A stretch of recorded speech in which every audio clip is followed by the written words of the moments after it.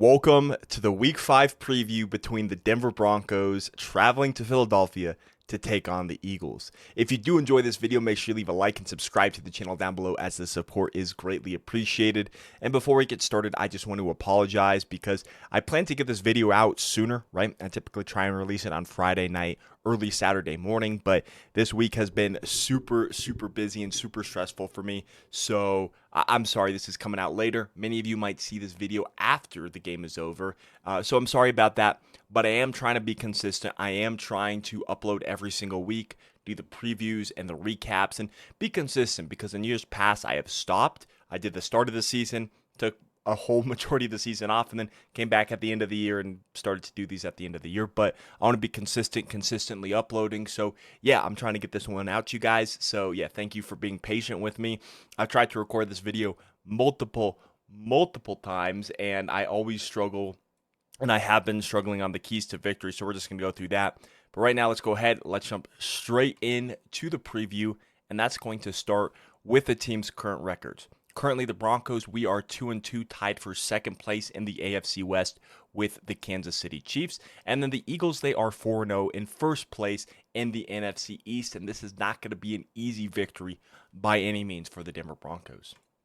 So we're going to go quickly through the keys to victory. As I mentioned in the intro, I kept stumbling over this, and I couldn't continue talking, and I couldn't get the keys to victory out the way I wanted to. So I'm just going to read you my keys to victory. You know what they mean. The first thing is establishing the run, getting the ground game going. 2 is keeping Bo upright, making sure he doesn't get sacked a whole lot, which the offensive line has been doing a great job of so far this season. Number 3 is keeping a spy on Jalen Hurts, right? He's not afraid to take off and run down the field with the football. We need to keep a quarterback spy on him to make sure he doesn't hurt us with his legs. And the fourth thing we need to do is play disciplined. Last week against the Bengals was a huge improvement. Aside from Luke Wattenberg, we need to continue the discipline and the lack of penalties against us here into week 5 if we want to come out of Philadelphia with the win. The next thing is going to be the injuries, and the last time I checked this, there were no updates for the injuries in terms of the Eagles. Now, they could have updated it since I made this graphic and made the slides, but in terms of the injuries, here's what happened with the Broncos. Nick Bonito has a wrist injury, which hopefully that isn't serious because he is one of the best players on our defense, so we're absolutely going to need him. Alex Singleton has a thumb injury, the former Eagle. Nate Atkins had a concussion. He went from no practice to limited practice to a full practice, so we'll see what happens. He's trending towards playing, but we'll have to see if he does end up playing. Jonah Ellis has a rib injury. Marvin Mims has a hip ankle injury that he popped up on, it was last Saturday actually, late before that Monday night game. Then Quinn Miners was ill. Hopefully he plays because he is, in my opinion, our best lineman. And then Lucas Kroll is out with a foot injury. In fact, he was just placed on IR, so he will miss the next 4 games of the season. As for the Eagles injuries, they have Jalen Carter with a shoulder injury. That would be a big loss if he doesn't play, but I would expect Jalen Carter to play. Linebacker Nakobe Dean is recently returning with a knee injury. Tight end Dallas Goedert has a knee injury. Adoree Jackson, their number 2 corner, has, I guess, he's not technically their number 2 because I would say it's Mitchell then DeJean, but one of their starting corners has a groin injury. Offensive tackle Lane Johnson has a shoulder injury, and he is one of the most underrated tackles in my opinion. I know he's been getting a lot of love, but I feel like he's not talked about enough as being one of the best offensive tackles. I think Lane Johnson is a really fun player.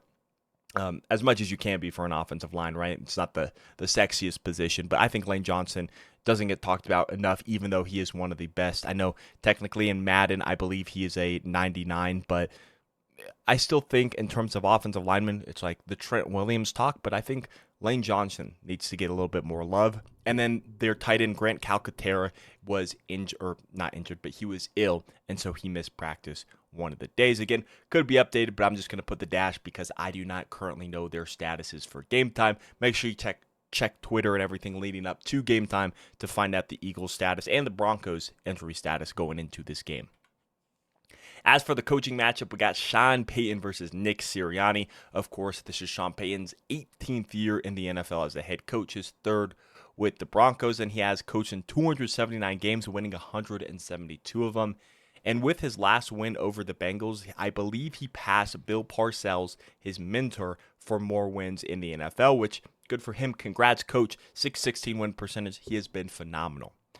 But Nick Sirianni with the Eagles has been fantastic as well. In his 5th year with the Eagles, has 72 games coached, 52 wins, a 722 win percentage, and has been to 2 Super Bowls. I know Sirianni has gotten a lot of criticism, specifically in the year in between their Super Bowl appearances, but Nick Sirianni has proved to be one of the best leaders and one of the best, leaders of men coaches in the NFL, because I do not believe he calls the plays, right?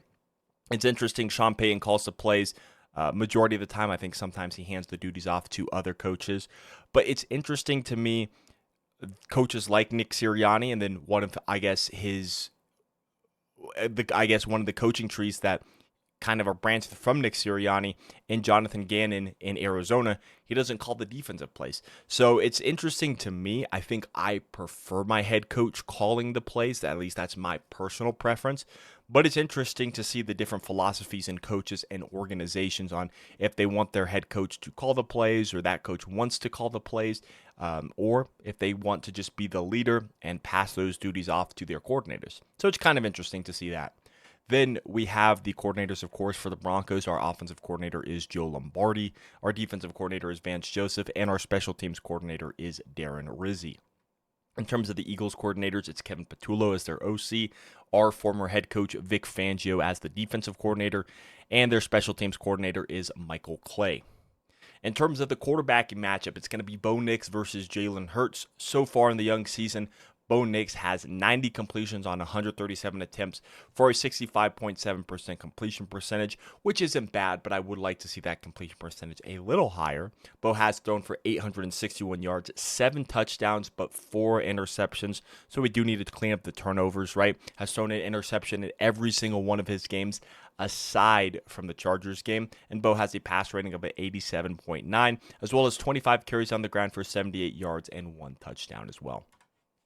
Jalen Hurts, though, he's played in 4 games with 70 completions on 101 attempts for a 69.3% completion percentage. He's thrown for 609 yards, 5 touchdowns, no interceptions, with a 101.5 passer rating. But on the ground, he has been phenomenal as well, with 41 carries for 179 yards and 4 touchdowns on the season. Jalen Hurts, like I said, he'll kill you with his legs, so we have to put a spy up. We have to watch him. We have to watch and try and limit his ability to rush the football. The next thing we're going to be talking about is our running backs versus the Eagles front 7. Starting, we have J.K. Dobbins, who has transformed the running game in one season. Remember, last year we had a hard time running the ball with the guys of Jaleel McLaughlin, Javonte Williams, Audric Estime, Tyler Bidet, Blake Watson got some carries. We had a real tough time running the football. J.K. Dobbins has come in and he has done a fantastic job on 57 carries, running for 323 yards, averaging 5.7 a carry for 3 touchdowns, as well as 5 receptions for 18 yards through the air. Then you got R.J. Harvey, who really started to hit his stride last week versus the Cincinnati Bengals, right? That first week, he had a 50-yard run, but then weeks 2 and 3 were a little bit silent, and then he started to get more involved in the offense here in week 4, right? 27 carries for 138 yards, averaging 5.1 a carry, as well as having 9 receptions for 69 yards and a touchdown through the year. His first NFL touchdown on that swing pass, that wheel route, that he was wide open, that he could just walk into the end zone. Then you have the Eagles front 7, which consists of Moro Ojomo, Jordan Davis, Jalen Carter, Zadarius Smith, Zach Bond, Jahad Campbell, and Jalix Hunt. And so far this season, you can see what they've done in terms of pass rush. They've been a phenomenal defensive front. And in terms of the running game, this is not going to be an easy front 7 to run against, right? I love our offensive line. They have been phenomenal this season. J.K. Dobbins has been phenomenal. But when you have those 2 guys in the center of Jordan Davis and Jalen Carter, they are going to make it very, very difficult to run the ball, as well as Zach Bond and Jahad Campbell in that second level. They're going to be coming up supporting in the run game. It is not going to be an easy day for J.K. Dobbins or the offensive line to establish the run, as well as protecting Bo Nix in the pass. But we'll get to that here in a little bit. As for the Eagles running backs, you got Saquon Barkley obviously as the starter, and really hasn't had that Saquon Barkley type of season that we all expected after his phenomenal season last year, but don't let that trick you. Saquon Barkley is still a really good running back, and he will make you pay if you don't pay attention to him, if you don't stop him properly, if you don't wrap up and bring him to the ground right. So Saquon Barkley has to be accounted for. He is one of the best running backs in the NFL, and just because he's been off to a slow start this season doesn't mean he's going to start getting in stride and taking off and hurting the Broncos. So yeah, we got to watch out for Saquon. You can see what he's done this season: 77 carries for 237 yards, only 3.1 a carry, but still has 3 touchdowns on the ground, as well as he's been an effective receiver with 14 receptions for 70 yards through the air. Their other running back as of right now, their depth chart, it says it's A.J. Dillon. Maybe they use Tank Bigsby more. I'm just going off of what the depth chart says. And A.J. Dillon, so far in the 4 games that he's played with the Eagles, only has 9 carries for 46 yards, obviously averaging 5.1 per carry. Then you got the Eagles running backs taking on our front 7. Well, I guess we've already been doing that, right? But for our front 7, that's going to consist of Zach Allen, DJ Jones, John Franklin Myers, Nick Bonito, Alex Singleton, Justin Strnad, and Jonathan Cooper, right? And so far, they have been phenomenal this season in terms of pass rush. But in terms of stopping the run, it's been an area of weakness for the Broncos, right? Last week, the Cincinnati Bengals, they were the worst rushing team going into week 4. And at the start of the season, or I guess at the start of the game, rather, it looked like they were going to be able to run the ball against us. And it's like, okay, what's going on here? But eventually, they kind of shut down Chase Brown, and they didn't allow the run to go anywhere. But still, I think this defense has a long way to go. I guess not a long way, but they still have a lot of improvements that they need to make to shut down the run, to stop Saquon Barkley, and also Jalen Hurts on top of that from killing us through the ground and killing us by running the football. Now we move on to the Broncos receivers versus the Eagles corners. This is going to be the matchups, right? You got Courtland Sutton on Quinyon Mitchell, who, right, I'm doing the matchups like this player on this player. It's not necessarily going to be they're covering them the entire game.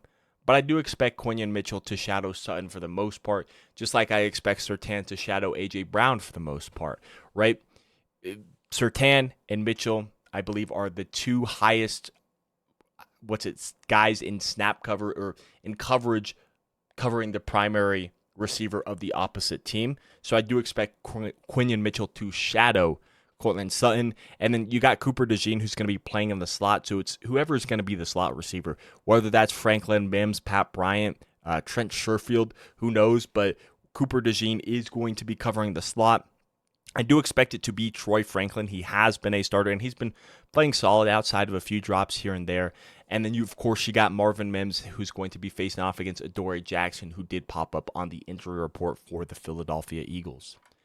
In terms of Sutton this season, in his 4 games, he has 18 receptions on 27 targets, 266 yards, 3 touchdowns, averaging 14.8 yards per reception.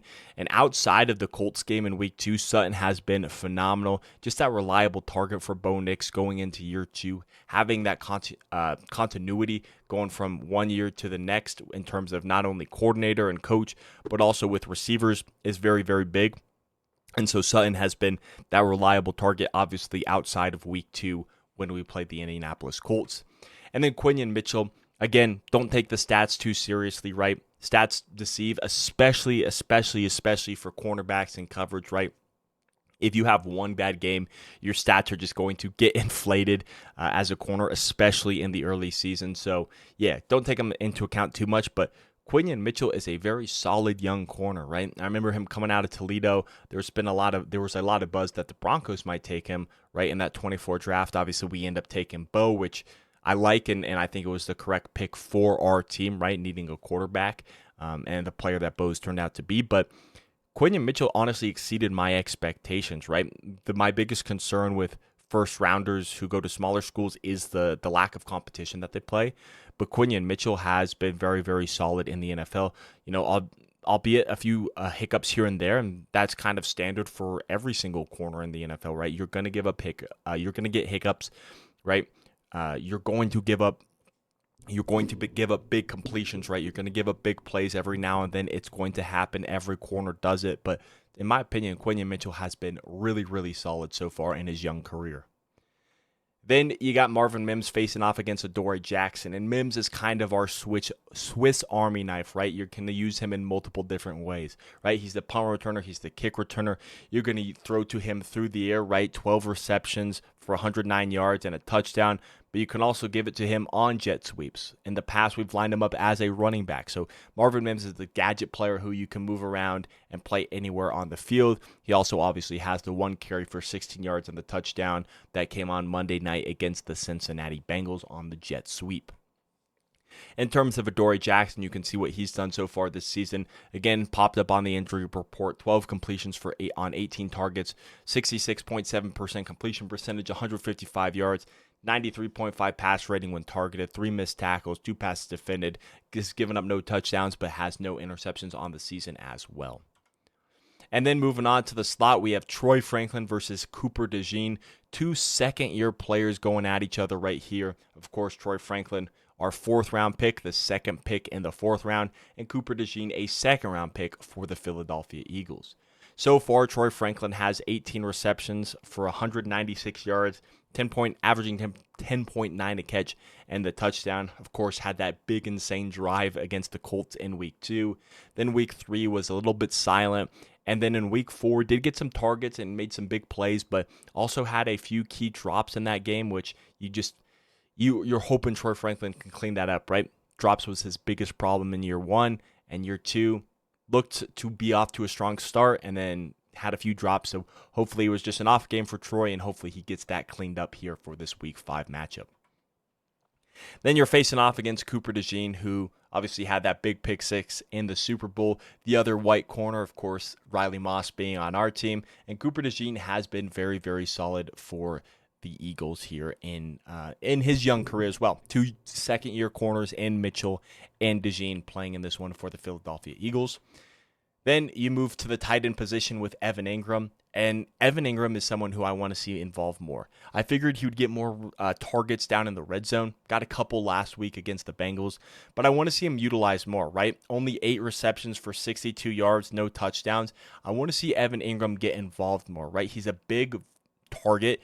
He's an agile target. He's essentially another receiver, right? He doesn't play in line. He's not this inline tight end that you're going to use. He's the joker. That's what Sean Payton assigned him for, and I think that term gets thrown around way too much as Bronco fans, but that's what we signed him for, right? So I'd like him to get involved more. I know he missed Week 3 against the Chargers, but still, Week 1, Week 2, and Week 4 wasn't utilized a whole lot in my opinion, and I would like to see Evan Ingram utilized a little bit more this week. But it's not going to be easy. The Eagles have 2 really, really good middle linebackers. Of course, a Defensive Player of the Year candidate last year in Zach Bond, who has been phenomenal, right? 30 tackles on the season, targeted 13 times, only allowing 8 completions for a 61.5% completion percentage, has only given up 57 yards and allowed a 39.6 passer rating when targeted, has 1 interception, has not given up a touchdown. Big thing is missed tackles, though, with 6, which is 16.7% of his tackles. But yeah, Zach Bond has been phenomenal. And then, of course, you have the rookie Jahad Campbell, who was their 1st-round pick in this past year's draft. He has 22 tackles, has been targeted 13 times in coverage, allowing 7 completions, which is a 53.8% completion percentage, has given up 105 yards and a 74.2 passer rating when targeted. Only missed 1 tackle, which is 4.3% of his tackles, has given up a TD, but also has an interception on his young career already. This is a scary 1-2 punch at middle linebacker for the Philadelphia Eagles. I know there's a lot of Broncos fans who wanted Jahad Campbell if we went defense, and would have been a great pick. Still love Jahdae Barron, but yeah, Jahad Campbell is off to a pretty solid start in his NFL career. Then we move on to their safety tandem, and it is another rookie for the Eagles in Andrew Makuba, someone who I really liked out of the University of Texas, and then of course their veteran in Reed Blankenship. So far on his young season, Makuba has been targeted 9 times, allowing 5 completions for a 55.6 completion percentage, right? It's 97.2 passer rating allowed, 2 missed tackles, 1 touchdown given up, but 1 interception. And I believe it, if I remember correctly, it wasn't a pick 6 or a fumble 6, unless that happened in the preseason. I think I read that somewhere, that his first interception went or was a pick 6. But I could be misremembering that, or it could be something that happened in the preseason. So there's that, but I did want to throw that in there. And then you got Reed Blankenship, who has played pretty phenomenally for the Eagles this season, right? 50% completion percentage for 56 yards, 112.5 pass rating when targeted, but I do believe that's just due to the lack of targets that he's been getting thrown at, right? And time will tell if that is the case or if it's not, right? It's a limited sample size, so what can you do? He has given up 1 touchdown, but has defended 3 passes. Reed Blankenship is a really solid safety in the NFL. Then you move to the Broncos corners versus the Eagles receivers. Here's how it's going to be matching up. Pat Surtain is going to be lining up on A.J. Brown. You got Riley Moss on Jahan Dotson. And then Jaquan McMillan versus Devontae Smith. Now, I do want to address this. Because Devontae Smith is at the bottom of the Eagles receivers in this graphic, that does not mean he's their wide receiver 3, right? He is obviously their wide receiver 2, but they line him up in the slot the most, and the bottom is the slot matchup, right? Jaquan McMillan's our nickel slot corner. Devontae Smith's their slot receiver. So that's what I'm doing here. He's not the wide receiver 3. He is quite clearly their wide receiver 2. Just thought I'd throw that one out there. In terms of what A.J. Brown has done this season, it has been a struggle outside of week 3. And I know because week 3 was the one week I benched A.J. Brown and he went off. And so, yeah, it's been a struggle as an A.J. Brown fantasy owner this season. But hopefully he can get things turned around. Not in this game, though. But in 4 games played, he has 14 receptions for 158 yards, 1 touchdown. But most of that came in their week 3 matchup. I can't remember who it was against off the top of my head, but that is where a majority of his points came from, or I guess stats came from. But other than that, A.J. Brown has had a pretty slow start to the season, and I would say the Eagles' passing game as a whole, but we can't be sleeping on that as Broncos fans, and even as the Broncos can't. I like our secondary. I think we have a great secondary. We can't be sleeping on the Eagles' passing game just because it hasn't gotten off to the hottest start so far this season. Then you got Pat Surtain. We can see what he's done. The defensive player of the year last year has been locking down receivers, right? Weeks 2 and 3 weren't his greatest games, but week 1 didn't allow a single completion when he was the nearest defender in coverage. And then week 4 last week against the Bengals, he honestly helped shut down Jamar Chase last week. So, yeah, Pat Surtain, we know he is. He's going to shadow your number 1 receiver and essentially take him away from you for the majority, if not the whole game. Then you got Jahan Dotson, who so far this season only has 5 receptions for 70 yards. Hasn't done a whole lot, but he is also their punt return. I can't remember if he's their punt or kick returner because they use Tank Bigsby as the other. But he is a returner for the Philadelphia Eagles. In terms of Riley Moss, I've been a little bit harsh on Riley Moss, right? I've mentioned him giving up big completions and big plays, but last week against the Bengals, he really held his own against T. Higgins. He really started to improve and get back to that Riley Moss of the early season last year. So, yeah, Riley Moss has improved significantly, and he had a big bounce-back game against the Cincinnati Bengals, right? CB2 right here, you can see what he's done, a 46.9% completion percentage, 204 yards, has given up a lot of yards, right? The big touchdown to Keenan Allen, where he did have pretty good coverage at the end of that game versus the Chargers.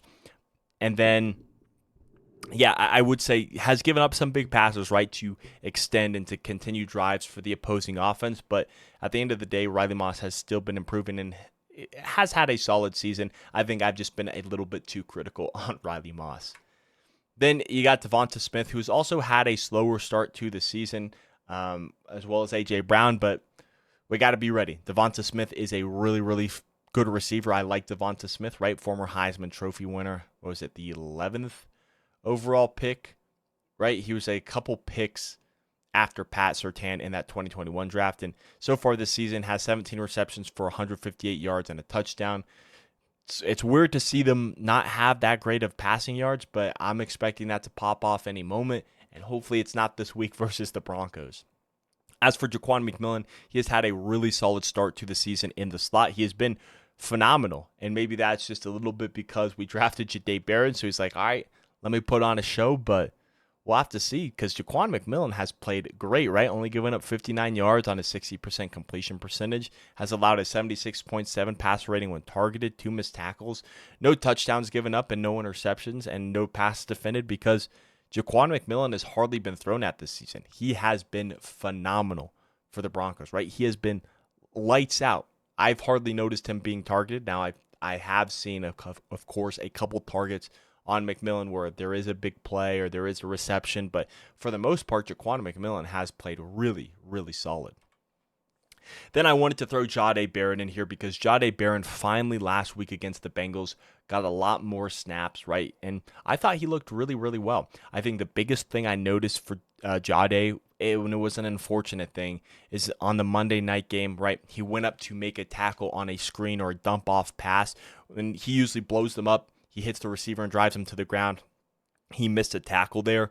And when I saw that live, right, and I was at the game, I was like, that's very uncharacteristic of Jahdae Barron, right? He's such a sure tackler, right? He's going to blow up the screen, going to blow up the short pass.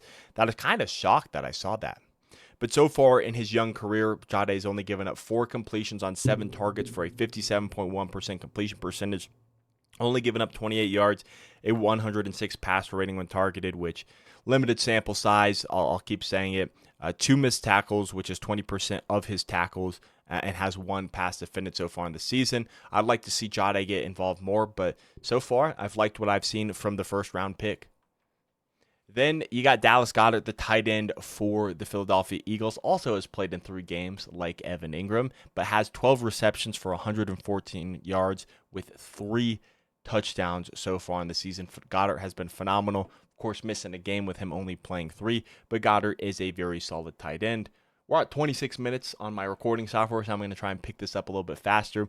Alex Singleton, Justin Strnad, you can see what they have done so far, right? Here's Alex Singleton, and here's Justin Strnad. I would say definitely their weakest part of their game is pass coverage. I'd say our linebackers give up a whole lot of yardage in pass coverage, but going up, stuffing the run, and helping out and tackling, they do that pretty well, right? I'd say my biggest thing that I don't like about our tackling on defense in terms of running game and passing game is I feel like we tackle them forward too much, right? We'll get a stop, right? They'll get forward momentum, or right, they're driving and pushing, and then someone else will come in and drag them forward and give them a couple extra yards when we tackle them. That kind of just irks me.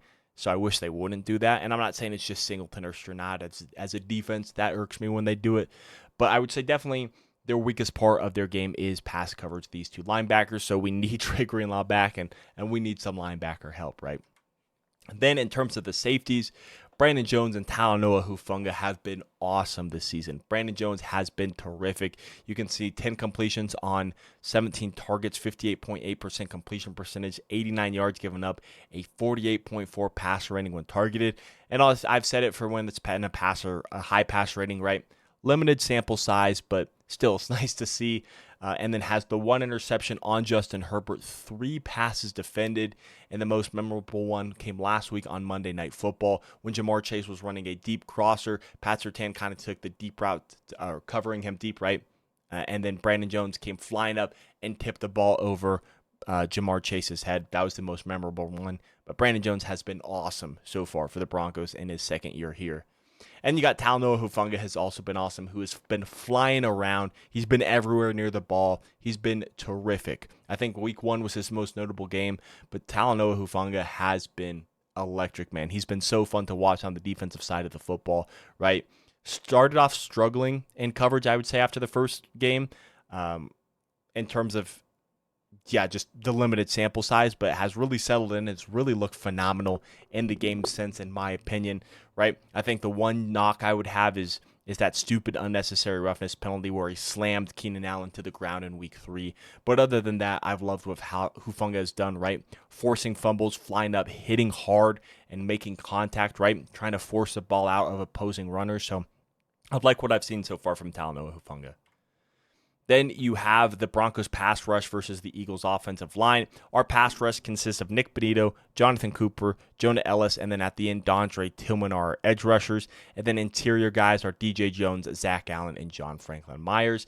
And this group right here so far this season has 63 tackles, 47 pressures, 12 sacks, 33 quarterback hits, and has blitzed 29 times so far this season. In terms of the Eagles offensive line, it's not going to be easy to rush the passer on these guys, right? This is a solid offensive line. with Jordan Mailata and Lane Johnson as the anchors at the tackle position. Then you got Landon Dickerson and Cam Jurgens as your left guard and center, right? And then Tyler Steen, a former Alabama guard, as well as Landon Dickerson, right? I would say if there was a weak link or who's their weakest lineman, I would definitely say it's Tyler Steen, just from an outsider's perspective. But this is a really, really solid offensive line, right? Have only allowed 9 sacks on the season on 44 blitzes faced. Jalen Hurts has been hurried 8 times and hit 7 times. He's been pressured on 24 of his dropbacks, which is 19% of his total dropbacks on the season. The Seagulls' offensive line is awesome, and it's going to be tough to rush the passer against, but I believe in Benito, Zach Allen, Cooper, John Franklin Myers. I believe in the boys to get pressure on Jalen Hurts. Then you got the Eagles pass rush versus the Broncos offensive line. Here's what the Eagles pass rush looks like with Darius Smith, Jalix Hunt, Jalen Carter, Jordan Davis, Moro Ajomo, and Joshua Uche. And so far this season, this unit has 53 tackles, 24 pressures, 3.5 sacks, 14 quarterback hits, and 11 blitzes. Or they've blitzed 11 times. So yeah, that is their pass rushing unit. And again, I'm not an Eagles fan, so I can't go into depth and who are their depth edge rushers and who are their secret weapons, like Dondre Tillman for the Broncos, right? Jonah Ellis for the Broncos as well. And so it's kind of just what I'm going off of right now. Then you got the Broncos offensive line, who have been fantastic, as I've been saying for the whole video, right? Garrett Bowles, Ben Powers, Luke Wattenberg, who I think Luke Wattenberg needs to improve because he has been, I would say, the weak link so far in terms of penalties and also, the pressures allowed as well. Quinn Miners is also on the offensive line, as well as Mike McGlinchey. And so far, they've given up 3 sacks on 29 blitzes faced. Bo has been hurried 18 times, will hit 7, and he's been pressured on 28 of his dropbacks, which is 18.7% of his total dropbacks. Then we're going to move on to the kicking battle, and it's going to be Will Lutz, who is 4 for 5 with an 80% accuracy, right? Of course, missing that clutch field goal against the Colts. And then he's been 12 for 12 on extra points, so he's been perfect in that way. And then Jake Elliott, who had a down season last year, is bouncing back in a big way, right? 4 for 4 so far on his field goals and 12 for 12 as well on his extra points. In terms of the punt return and kick return, Marvin Mims has returned 9 punts for 127 yards and 9 punts and 9 kicks. The punts for 127 yards, the kicks for 248 yards, and we are still waiting for him to break another return for a touchdown. And then RJ Harvey's back there as well, but Mims is our main returner. As for the Eagles, Jahan Dotson is their punt returner in his 4 games, returning 2 punts for 17 yards. And then Tank Bigsby, their new acquisition from the Jaguars, has returned 5 kicks for 106 yards. So, what are my final thoughts of the game? This is going to be a tough victory, right? You're going into a hostile environment in Philadelphia. That's not an easy environment to play at all. As well as the Eagles having some of the best trenches in the NFL in terms of offense and defensive line. It's going to be an uphill battle. I believe the Broncos can get it done. I think it's going to be tough. I think it's going to be challenging. I do think we can get this win, but it's not going to be easy by any means necessary. What are your thoughts? Let me know in the comment section below. Thank you so much for watching this video. Make sure you leave a like and subscribe to the channel down below if you are brand new. Thank you so much for watching. As always, my name is Parker, and I will catch you in the next one. Peace out.